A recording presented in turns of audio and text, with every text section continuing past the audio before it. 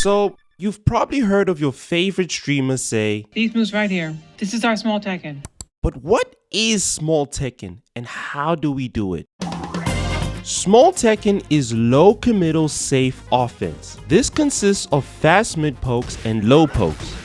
Moves that are not extremely punishable on block and moves that generally lead to small reward on hits. But then why should you even care about small Tekken? Well, I know that you're looking for that one big juicy launcher, but you can't seem to get it due to many things like your opponent's timing is just better than yours, or maybe they have spectacular movement and are waiting to whiff punish you and launch you. This is where small Tekken can help you get that glorious launcher into that awesome combo you learned. Now, before I teach you the secret sauce to small Tekken, please leave a like and subscribe and comment what other tutorials you would like to see next. And while you're at it, join the Yamato's Dojo Discord to go from being a masher to a pro player. And thank you so much for 2,000 subscribers. I still can't believe it. Anyways, let's get to the video. Doo-doo-doo. Transitioning music. Doo-doo-doo. Chapter 1, the jab. So open up practice mode and pick your main. I'll be using Reina for today, but small Tekken universally applies to all characters. So don't worry, and I will use other characters if necessary. Now pick Jin as your opponent and pick whatever stage you like. First off, press your start button and pick display settings and make sure you have your player frame and opponent frame info set to show detail. The first good place to start is the one jab. But why? Reason number one is because the one jab is your fastest close range poke that is extremely low risk. How to identify a move as low risk is if the move is advantageous or safe on block, meaning your opponent cannot punish you. The other way to recognize a move as low risk is if it has fast recovery. The reason is because if Reina whiffs her jab, does my opponent have a lot of time to punish me for whiffing the move? If the answer is no, then it is a low risk move.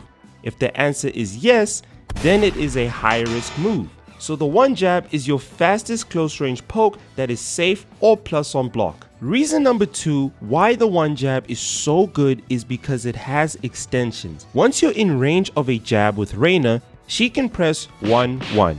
And if the opponent has blocked this, she is only -1 on block, so she's completely safe. But if Reina hits the 1-1, she is a whooping +6, meaning she can set up multiple mind games I will speak about in a later topic. But also, check if your character has a jab extension that guarantees all hits will connect, because that could lead to a greater reward like the Mishima's 1-1-2 pressure or Lee's 1-2-4 perfect input, or something like Xiao Yu's 1-down-2 jab extension that puts her into one of her stances to apply pressure on the opponent. If you want to check if your jab extension is guaranteed on hit, go to practice settings and select action after a hit or block and pick block all. If you do the whole jab extension string like Law's 1-1-1, Jin will block it and you will be -12, which is unsafe. But if you do Law's 1-1-2, Jin won't block anything, meaning this string is guaranteed on hit. And one last note is that some characters can use 2 as they jab like King because it's 10 frames. And not all jabs have the same range, so check how far your character's jab reaches by using the distance from opponent's stat to get a feel of how far you need to be to connect your jab. Also, some characters may not have a 10 frame jab like Jack 8, who has an 11 frame jab, and that's perfectly fine to use. So if your character doesn't have a 10 frame jab, an 11 frame jab will do just fine. Reason number 3 is that the jab is able to give you valuable information on your opponent and helps condition your opponent. Now, let's say I jab Jin and then I jab Jin 2 times immediately. Jin recognizes I'm doing this pattern and he decides he is going to duck my 2 quick jabs so he can punish me with his while standing 4. Now that I know Jin likes to duck after my 2 jab offense, I can jab, then do a fast mid attack. Or even get that fat juicy launcher we love. Now Jin will probably be afraid to duck, so he's going to stand block this time. So now I will jab, then do a powerful low attack if I'm confident he will stand block, or do a quick low risk low attack if I'm unsure. Now the next time I jab then jab, Jin doesn't have a clue what to do next, and now he is in my domain expansion. But Jin has to now result in other defensive options like doing his armored move, which is high risk because on block it is -13 and a quick low will stop Jin's armor. Or a smarter option would be for Jin to try do a high crushing move, which means Jin's hitbox goes underneath Reina's jab while Jin is attacking. But moves that crush highs and lows tend to be extremely minus on block and should only be done if your opponent really isn't changing their jab patterns, which is called getting a read on your opponent's next attack. So I would consider this a medium-ish risk with very high reward most of the time. But the smartest thing for Jin to do is remember that Tekken is a 3D fighting game.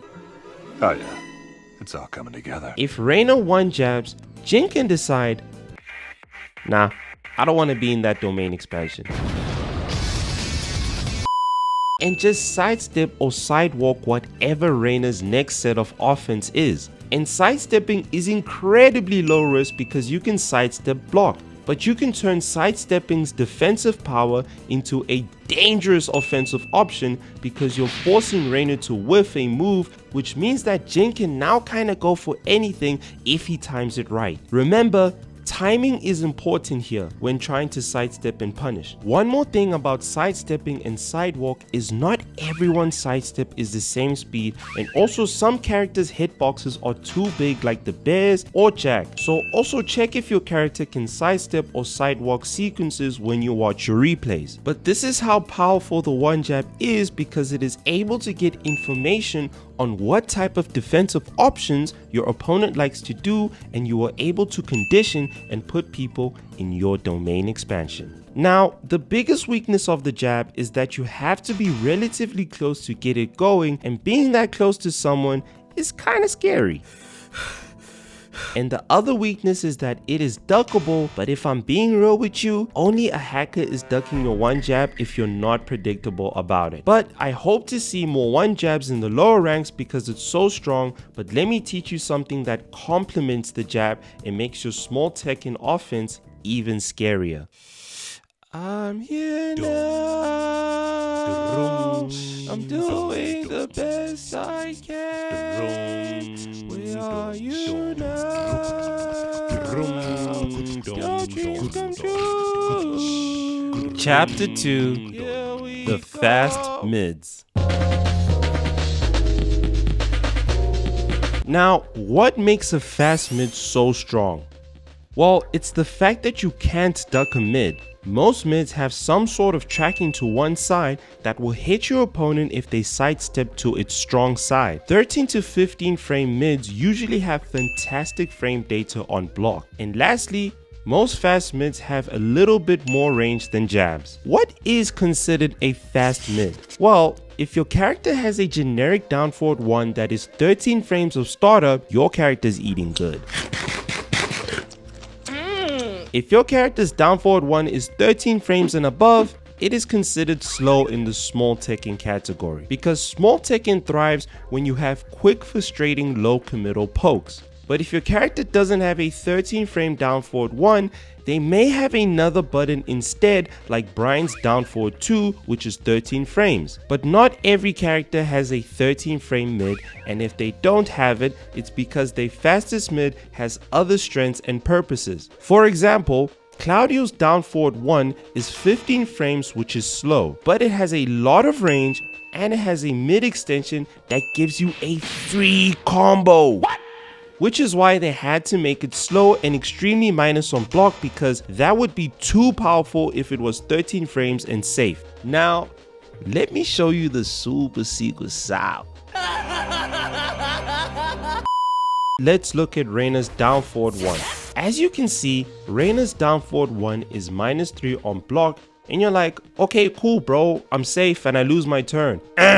If you are -5 and not greater, you are able to sidestep and steal your turn back. And guess what that leads you back to?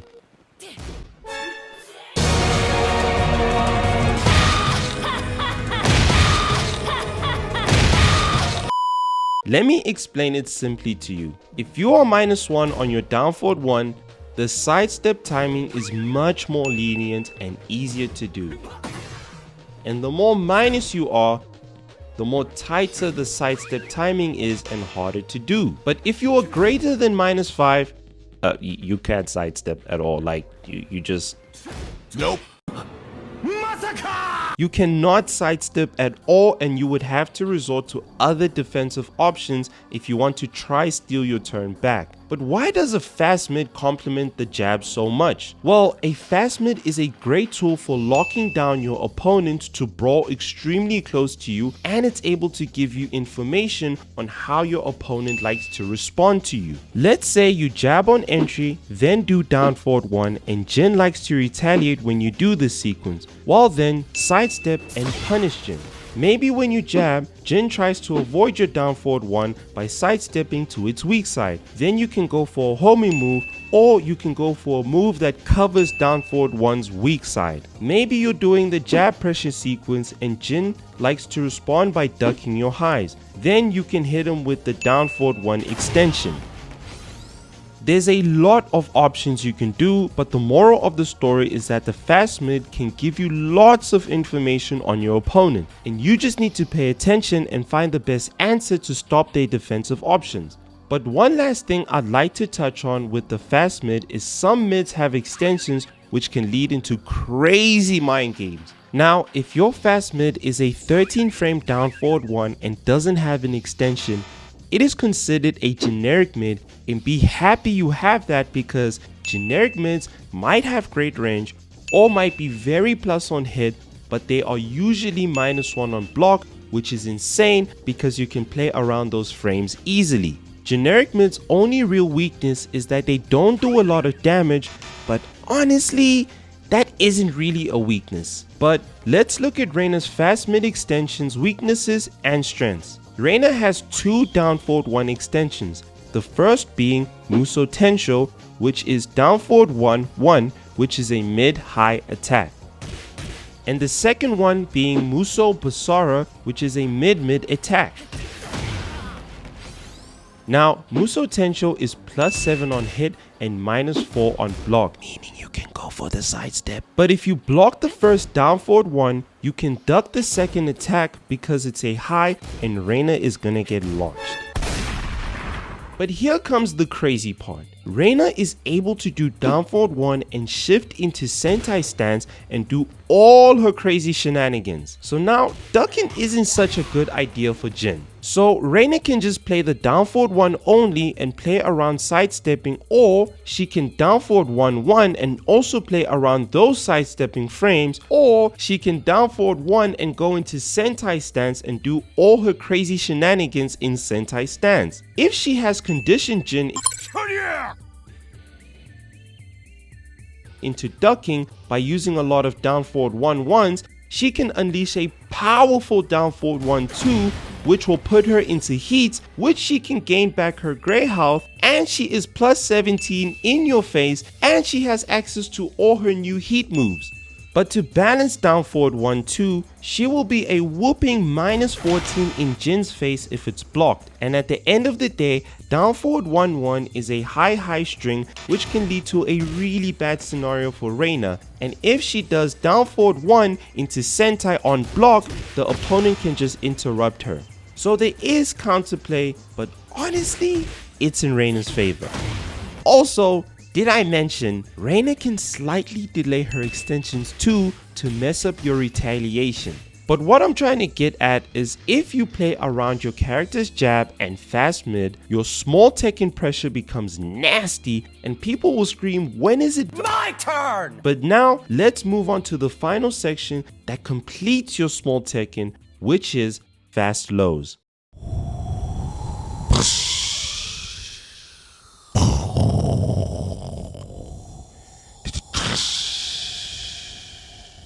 俺たちはこの奥つが一つうるうらい。愚かだな、風間陣。Chapter 3, The Fast Lows. So now that we understand the jab and we understand the fast mid, what if your opponent just stand blocks the whole time and you can't open them up and get damage? Well, that's when we introduce the lows. No! Not that low, because this is gonna happen.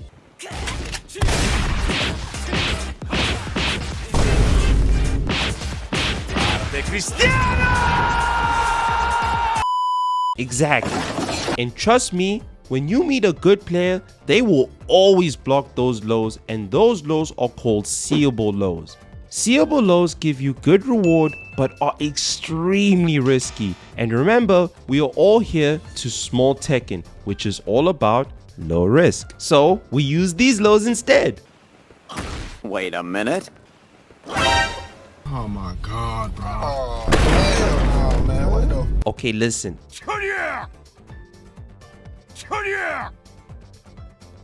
I know that damage looks terrible and its bite is too on hit, but these lows are extremely important because they open up your opponent. If we are brawling with only the jab and the fast mid, we aren't truly threatening Jin with our small Tekken. But if we start introducing 15 to 18 frame quick lows, then we are chipping away at Jin's health and giving ourselves the health lead which Jin doesn't want. So a bunch of these lows end up stacking and Jin's gonna eventually crack and start trying to look for these quick lows. Now why are these lows important too? Well, these lows tend to be around -13 or -14 on block, which aren't necessarily launch punishable depending on what your opponent's while standing punishment is. But these lows are incredibly quick, and if they are blocked, you won't eat a huge combo, so it's deemed low risk.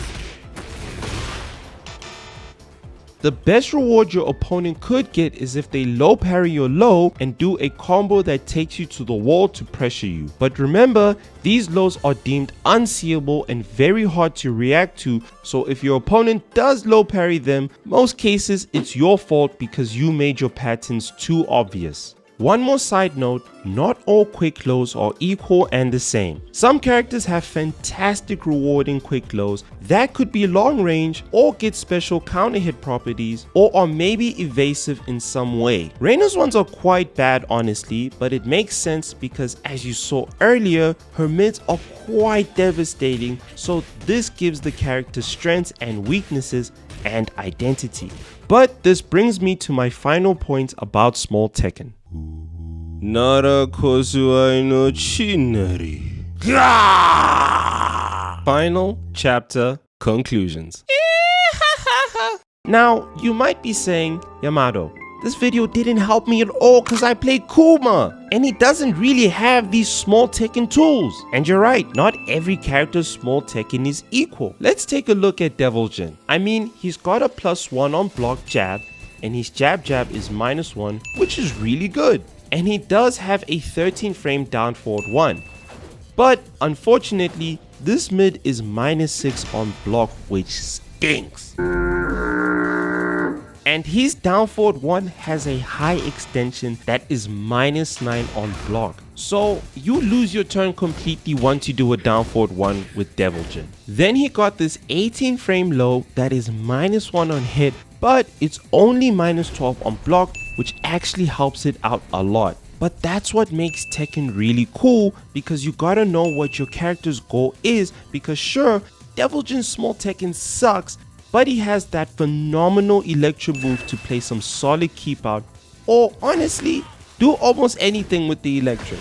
But a large amount of the roster can play small Tekken, so don't worry. And if your character can play small Tekken, at least now you have an idea of what your opponent is trying to do to you. And it opens up ideas in your head on what's the best answer to stop your opponent's small Tekken.